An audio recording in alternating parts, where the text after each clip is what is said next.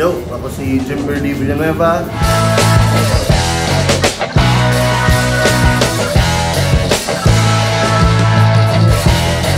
Start ako ng comedy 2017. Simula bata ako, nanonood na ako ng stand-up. May mga napanood ako stand-up comedians na pumunta sa isang gig namin dati sa Baguio. Tapos doon namulat yung mata ko sa stand-up.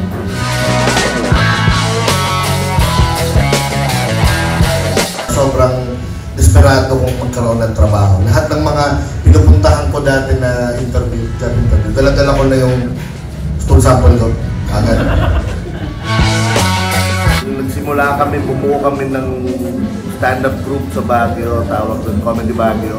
Mga kulang-kulang 10 kami doon sa una naming comedy show. 400 na tao yung pumunta, so parang freak out kami kasi nakaka-nervous yun. One time, binubuko ko ang tatay ko kasi kulit-kulit kong bata. Eh, ang sakit na. Gusto ko lang tumigil siya. So, ang ginawa ko, parang tumigil siya, ang ginawa ko, nag-playdead ako pare. Ganyan.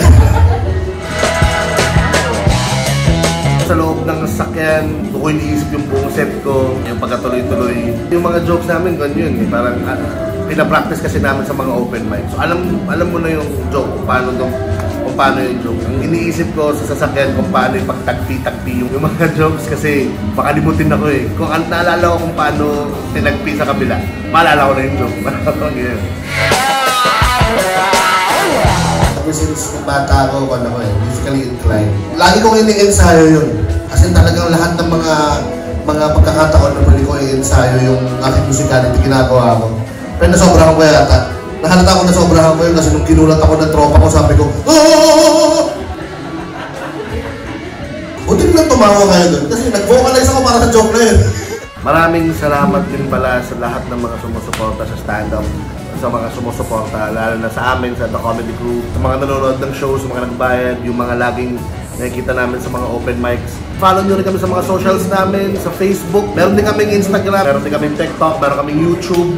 Basta sa lahat ng socials at The Comedy Crew. At The Comedy Crew PH. Yung sa akin naman, Jimberly Villanueva, hanapin nyo lang, ako lang yun. At saka isang babaeng taga Cagayan de Oro.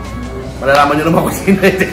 Check nyo na lang yung picture. Na joke lang. Pero salamat na marami sa inyo lahat.